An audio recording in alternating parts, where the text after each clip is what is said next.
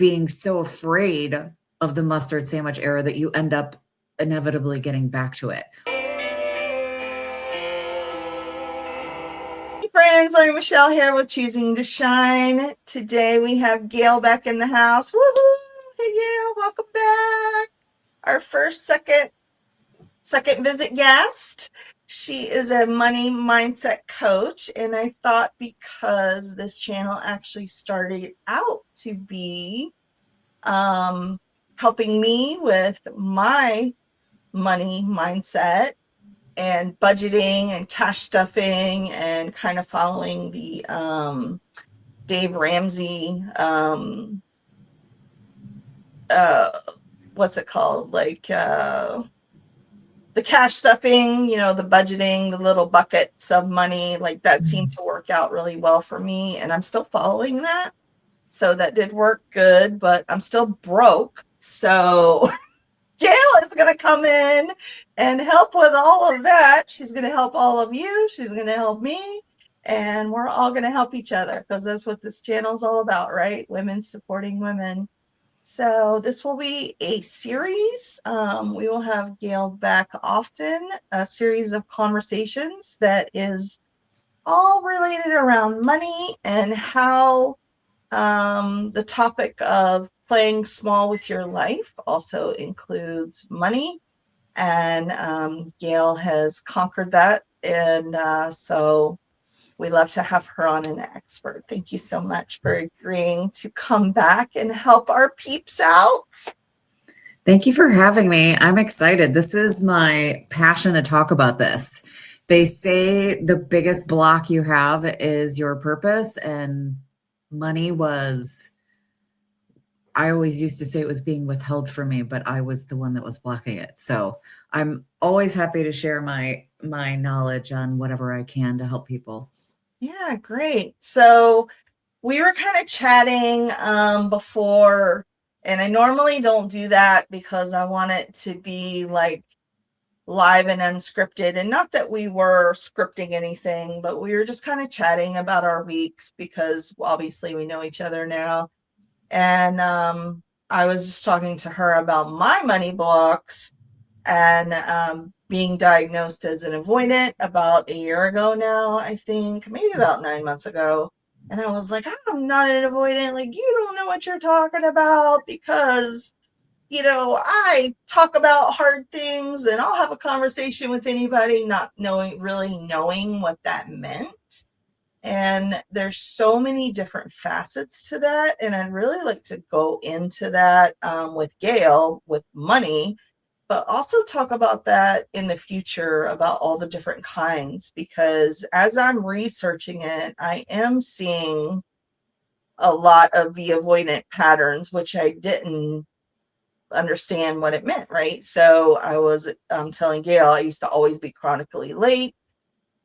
You'll often hear me say, oh, I'm so tired. Like, I'm just going to do a really short video for you guys because I worked 67 hours this week. I worked 78 hours this week. Like, I'm always busy and I'm always like spinning my wheels, but I don't have any money to show for it. I'm not scared of hard work. So obviously there's a block there, right? So I really feel like this is going to be a win-win situation for me, for her, so I can promote her business, and for all you guys who are here watching as well. So I think we're going to have some really great stuff to talk about. Do you have any experience with avoidant and understanding like what that means, and especially around money? Yeah, I was a classic avoider. I would get stressed out and smoke a cigarette and have a beer or a cocktail and just avoid the rough day. And instead of figuring out why I was having a bad day and trying to avoid it again, by actually doing work to actively change something about how that kept appearing, I would just brush it under the rug, the classic old school Irish family, German family. Mm-hmm. Oh, if it's not there, it doesn't exist.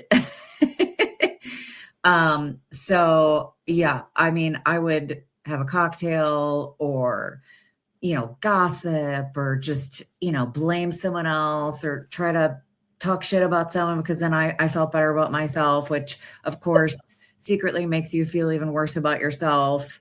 So then you start self-sabotaging because you don't feel good enough. And then it's just this big spiral of bad behavior. And Yeah. all of that bleeds into your career and your money mindset and how you show up for your job or your business or whatever it is that you're trying to accomplish. And next thing you know, you have a negative bank account every month and you can't figure out why. Wow. Yeah, you just literally explained my life. That felt, I don't want to say I feel attacked because I don't feel attacked, but I know that's like what people say sometimes when they're being called out. But yeah, I was a big drinker. I was a big smoker. Like, just like everything you said, like, let's just talk about others so we don't have to focus on ourselves, right? And Mhm. yeah, that felt really close to home. So yeah, you just called me out for sure. So let's figure out how to fix this thing. So Well, go it's a ahead. slow progress depending on where it stems from and what's the biggest block and, what are you doing every day to actively change or what aren't you or what do you notice and what don't you notice? So it's, a process to figure all that out. Yeah. All right. So since I'm sorry guys, my hair is falling out, unscripted, unedited. Apologize. And I am my ADHD is because I haven't slept that well this week is a little off the chain. So I'm just going to apologize up front that I am trying to censor myself and I am having a hard time right now. So since the format's going to be a little different, we're not going to just answer questions, but I would like to stick with at least one question. I think that's fun and it just kind of goes with our whole thing here at Choosing to Shine. So of course I'm going to light my candle to set an intention that we connect with others through deep conversations, which we're getting ready to have. And then I'm just going to, let me shuffle these. Let me give them a little shuffle. Well, I don't know if you can really relate this to money, but hey, you may be more creative. If you could turn into an animal for a day, which one would you be? I love most animals except chihuahuas. Do you have a chihuahua? She's talking about you. There's the funniest meme. It was like, all dogs are great. It was like going through the list. And then the very last one was except chihuahuas. It was so funny. All my You friends have that a have chihuahua? chihuahuas. No, I have Rottweilers. Oh, okay. My friends that have chihuahuas are obsessed with them. Obsessed. Yes, I And know. if you don't have a chihuahua, you just don't get it. I know. Oh, Yeah, no, I love all animals. But I would say I would like to use Badger because Badger is my spirit animal. And the funny thing about Badger being my spirit animal, and this actually does relate to money, is okay. because I was the mouse my entire life. I was, a doormat, being small, didn't want to, cause any friction. I didn't want to bother anyone. I didn't want to be a burden. Also, one of many reasons why I didn't make any money because I was hiding in the corner. Lots of different reasons for that. But nonetheless, I was being the mouse, hiding. And then I had a boss who was like, you're not helping anyone. You're not going to be successful if you keep helping everybody else. And so I was going around the office, like, helping people learn how to network and helping people learn sales and helping people learn to be like, have confidence and just all the things that I had needed to become successful in my career. And all of a sudden I was like, oh my gosh, I'm doing that still. I'm still hiding on the wall. I'm avoiding the sale and making money by helping other people be successful instead of just standing there and being the example by doing all of those things and being successful. So I was like, okay. And we had a joke. I'm like, my spirit animal is actually a badger. And I always found it interesting because I've never been a badger. I'm always so nice and I don't want to hurt anybody's feelings. Yeah. And so the joke with my boss and I was like, be the badger, not the mouse. So that was my mantra. And I used that to level up to get promoted all the way up to middle market. And then to get, I kept doubling my income. And, I also helped quite a few people along the way, which was the ironic part of it because I was being the badger, which, as we know, if we know anything about badgers, they're pretty vicious, but really they're just tenacious more than anything because they're just going after what they feel they're entitled to. And I had never done that for myself before. I didn't feel entitled to anything. I felt like I didn't deserve anything. I didn't have any self-worth. I didn't have any belief in myself. I didn't trust myself to go get anything. And when I did get it, I didn't trust myself to hold it, which was, of course, related to money. And anything that you get, whether you're buying a nice bag, I was going to ruin it because I didn't feel like I deserved it or would lose it or whatever, so all related to money. So see, we can relate anything to money. Yeah, you sure could. I'm impressed. That was good. All right, you go, Gail. All right, so we'll put that away. And then so I understand like what you were saying too about like buying the bag and then you feel guilty. So I was a couple years ago, there was a friend that had a beater car like that she like drove around in, but then she had like a really nice garaged car. And this also my ex-in-laws also had like a real Shelby Mustang, like a real one. Though, was worth like 60 grand or something from the 60s. And never drove it. It just sat in the garage for 30 years and still never drove it. He just ended up selling it because he got too old. He's like, I know I'm never going to drive it. But it's like you're in that place of you don't,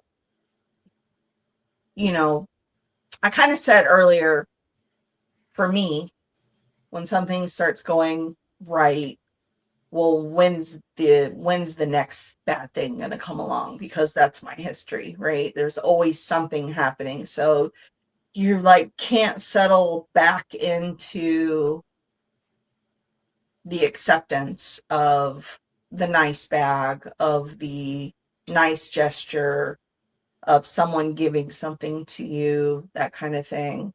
And so anyway, I found myself complaining, as I always had, about my in-laws for 30 years. They have this nice car.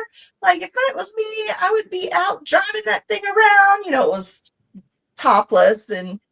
But then I was like, I caught myself complaining about it. And I kind of took a step back and I went, I'm doing the same thing. I have nice bags from when I owned my boutique. I never bring them out. I have nice clothes. I never bring them out. I have nice jewelry. I don't think I may have worn like maybe right after my mom passed, I wore a ring that she gave me, but you know what I mean? Like, I know you understand what I mean, but it is like, well, I don't want to bring out the nice things because that's the only nice things I have.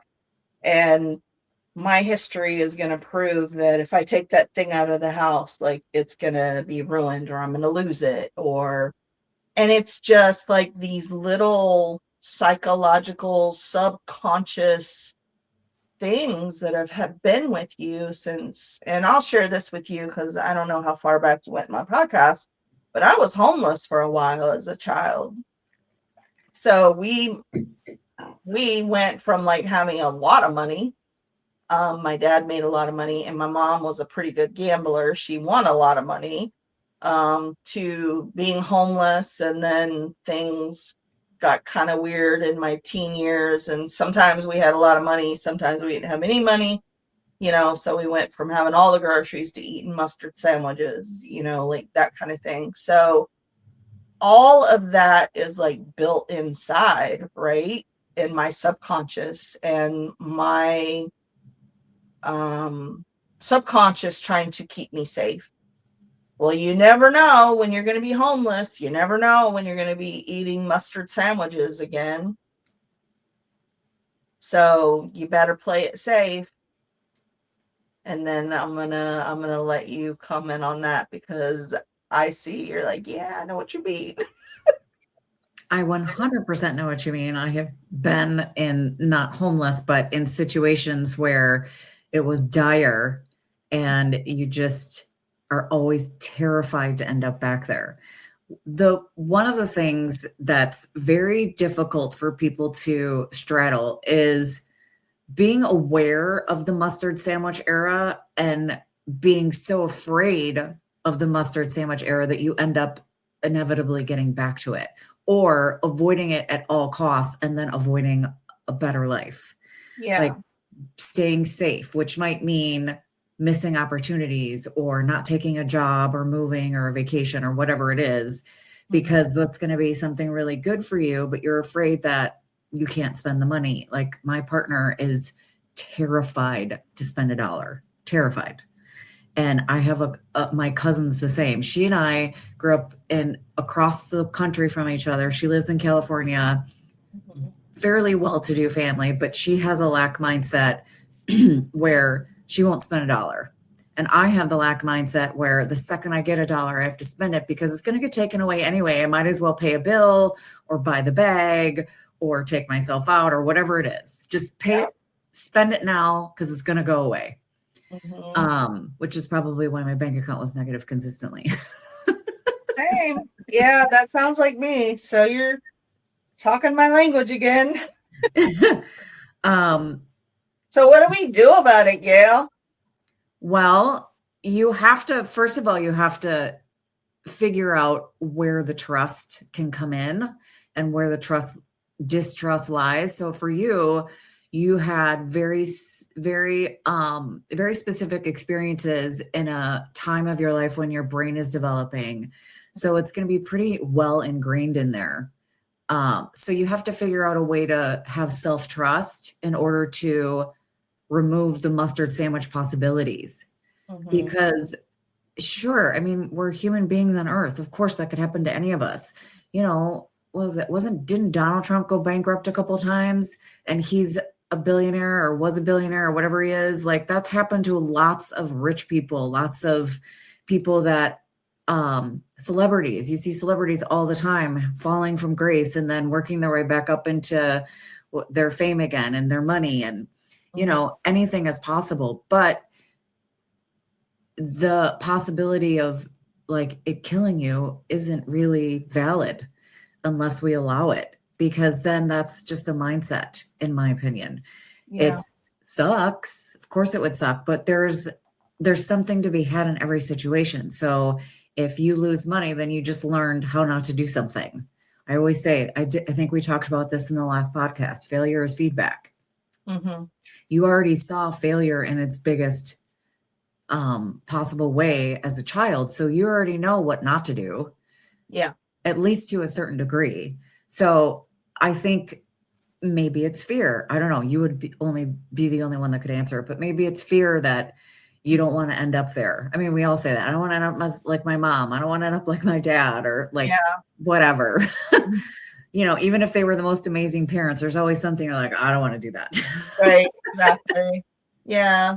And I think all that starts with self-awareness, which is, I feel like that's the era I've been in the last couple of years of just focusing on myself. And like the story of, you know, I was complaining about someone not using a nice car. And then I was like, wait a minute, why am I complaining about them? Like I'm literally doing the same thing. It's not a car, but it's the same thing.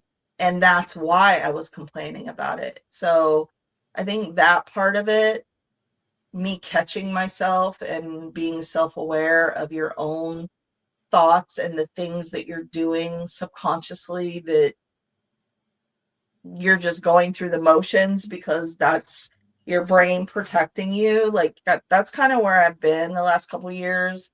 And I have, like I told you, I did do well, like starting this YouTube channel as a weekly accountability partner for myself, and just like, hey, like laying it all out there, which was super embarrassing.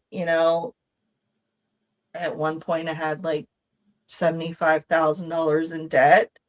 And, that was just 2 years ago. So, and just me putting all that out there, but I felt like it was important because I wouldn't do it for myself, but I would do it because I knew someone was watching me possibly. And I did fix a lot of that. I don't have the emotional connection to running out and spending the money like I used to. But I'm also sitting at a point where I'm literally at zero. So something is still happening, which is why I'm just fascinated by everything. And I did join your little community and I've watched a few videos, but with all the work, I haven't been able to dive into it. So I'm excited to get more into it. But yeah, there's obviously still blocks there that I need to work through because, I'm almost 60. I have no retirement. I have no savings. My paycheck is being garnished. So it's like from shit that my ex left me with. And, he doesn't work. So they're going to come after me. And it just makes it hard to, and I'm not like trying to say like I can't get anywhere because of that.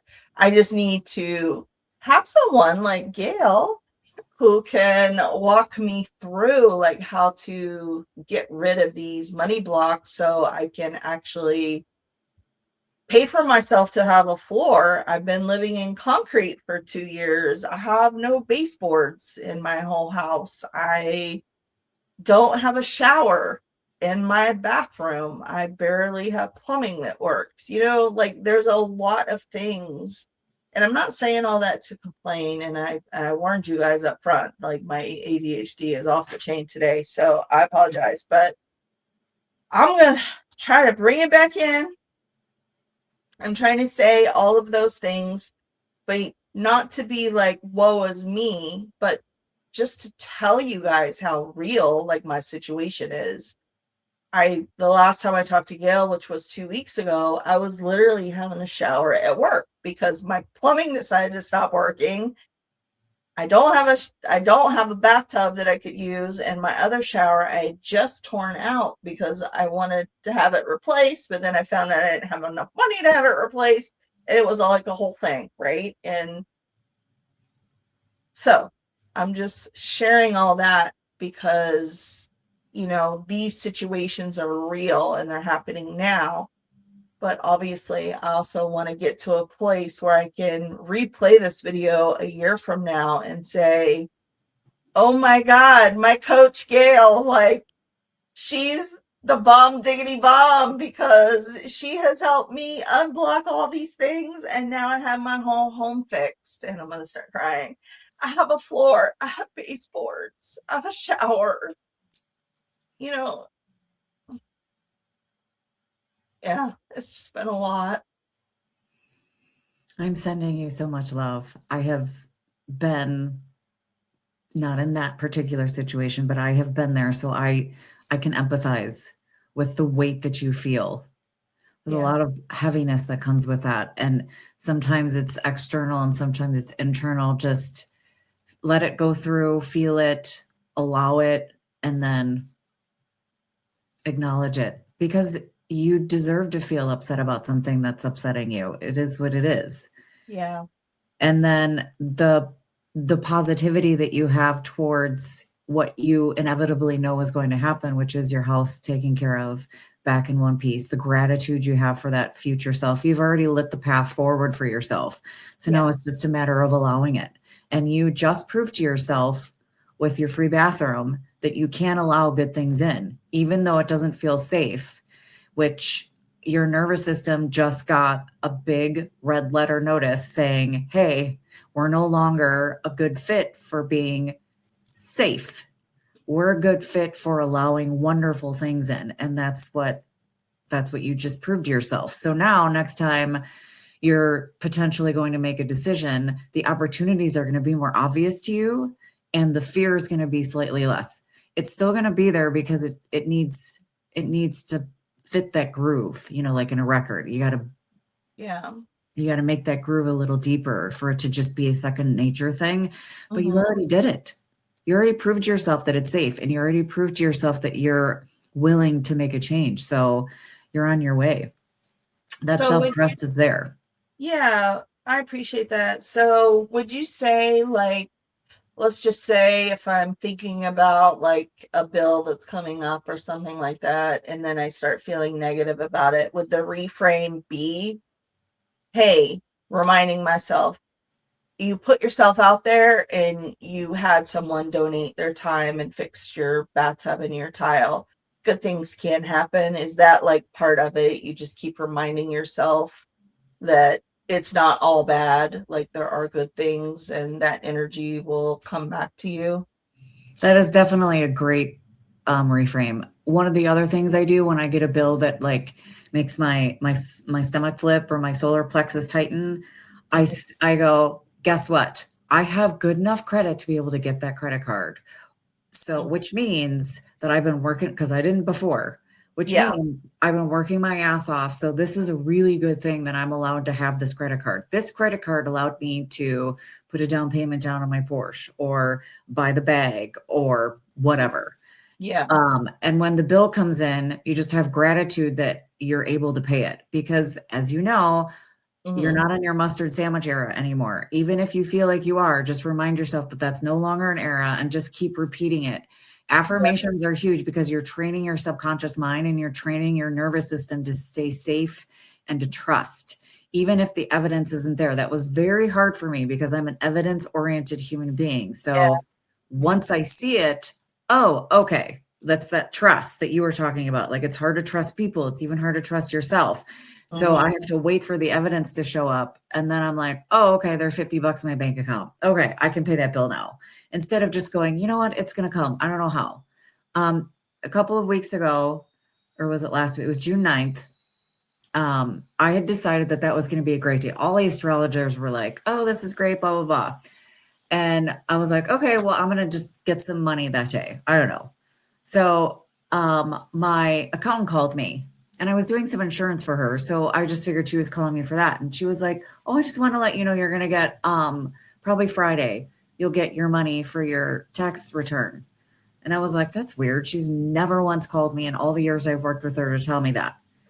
And she was like, it should be about $24,000. And I was like, what? And she was like, yeah. And I was like, how? I made $300,000 last year. How the fuck am I? Oh, sorry. How the fuck am I getting a $25,000 refund? So we just kind of talked about it. And it was some positive decisions I had made in trust for myself that I was able to then get that kind of a refund, even making that kind of money. Yeah. But that was like, I didn't know when I bought a Porsche that it was going to help my tax refund. I didn't know when I started a business and was spending all this money that was shorting me in doing what I really should have been doing. So I was putting my trust, and I had to regulate my nervous system every single step of the way because I am used to not having any money.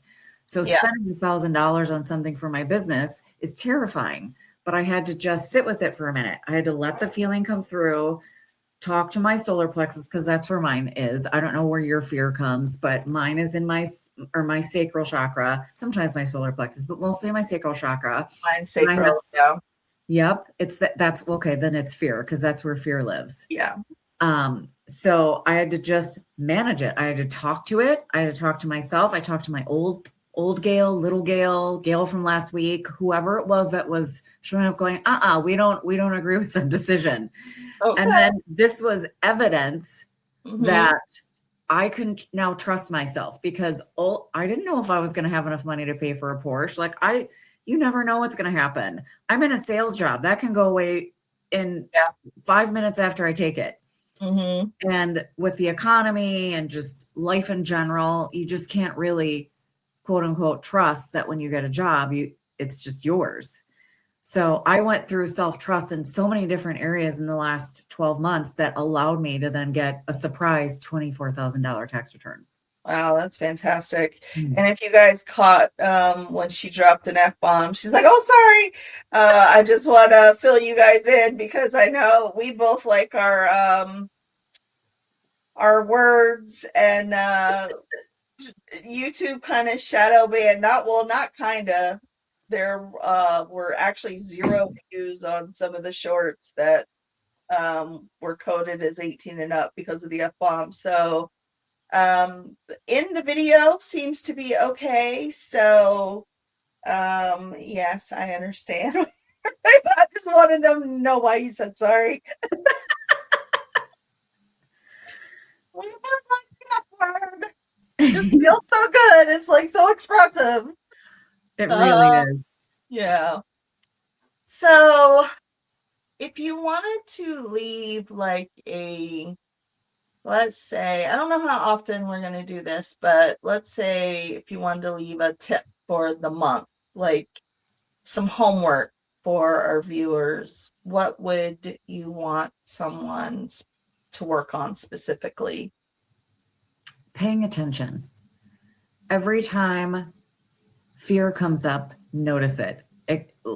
Whatever, there's so many different ways to go about it, but figure out the way that you're capable of just always noticing it. Mm-hmm. Just like spend 24 hours every time a negative feeling comes up or an avoidant behavior, like I'll pay that later. I don't want to deal with that right now. Figure out what it is that you just avoided and why. Take a hot second, like, oh, I was avoiding looking at my bank account because I was afraid of what I would see. Or I just don't enjoy spending money. Okay, well, why? Why are you afraid to spend money? It's a bill. You spent the money, or it's your electric bill or whatever. You know, just pay attention to when that fear comes up. Where it is in your body will tell you exactly what the feeling is, where it's stemming from, and then it can help you decipher exactly why it's coming up and from what the core belief stems from. So it's just like a small work in progress, but the more you notice it, the more you'll be like, why am I afraid of that? That's absurd. You know what I mean? Sometimes you see things that are just legitimately don't really make a lot of sense until you get through to the layer upon layer. And then you finally realize like, oh, that's still stemming from my mustard sandwich era. I already dealt with that. And then you tell your subconscious, we already talked about that. We're safe. We're good. That's never going to happen to me again. No matter how dire it looks, we're good. And then you just keep repeating those positive affirmations to your subconscious and your nervous system because unfortunately they're both running the show for you. So you have to really, really pay attention, but pay attention. Once you can figure out that where you're doing it, when you're doing it, or how it feels, then you can start to reframe it. Okay. So let me ask you, because I'm super interested in chakras as a Reiki healer, but also finding out over the last couple years, and for me myself being almost bedridden from stress, that emotions hide in our bodies, and you kind of mentioned that talking about the chakras. Could you kind of go into that, like in a basic sense of, because you said the fear like hides in the root chakra. Could you kind of go through that, like, and I guess we'll frame that around money, if you could. Putting you on the spot there. Yeah, I'm not sure if I'm going to remember them all right off the bat. Okay. But like the root chakra is your like base, it's your foundation. And if you're feeling things in different areas, like for example, I had my heart closed for a couple of years and I didn't know it, but I would notice that I wouldn't be able to breathe. Yeah. My breath would literally stop at my chest. You know, when you're like, you can breathe like a full breath, and then sometimes it just, when you're in fear, it only goes to a certain degree. Short breaths. Right. You can tell how high it goes up to where it's stopping. That's the chakra that's blocked. Okay. And like the solar plexus is the yellow chakra. That's going to be your worthiness. So if a lot of times you have the fear there, or your breath stops there, or I have a lot of times I have like a bowling ball feeling in Mhm. an area, that shows me where that heaviness is. And then I have to go into that chakra and start doing some work on that and feeling like, okay, Mhm. what does this chakra represent to me? What is the feelings? And then you just kind of delve into all of those. Yeah. One of the main things I worked on after becoming a Reiki healer was my throat chakra, because being in a toxic narcissistic relationship for 33 years, you know, you just learn to not, it's not even worth trying to discuss things with this person. So I had a lot of blocks around that. So yeah, I cleared all those up. But my main one that I'm still dealing with is that root chakra, and I am still trying to move through that and heal that. But yeah, I really appreciate that. I think the reframing is absolutely fantastic. I can't wait until we speak again and we catch up with everybody and see how they did for the month. I know this series, I really feel like when I had Gail on the first time that it was like a soul sister connection. There was just such a deep connection there. Even before I met you, like I think I told you, I was like, who's this bull bad bitch? Like, I like this girl. Like, I don't know. There was something there that was like pulling me to you. And I don't take those kind of intuitions lightly anymore. I'm trying to really listen to that. And I think we can really help each other and help our viewers. Like I said in the beginning, um, we can all go together. There's enough for all of us. And I can't wait to continue this series and our conversations and report back me personally as well as I unblock my money blocks and report back and be able to come back and say, hey, remember that 75,000? Nope, it's at a zero.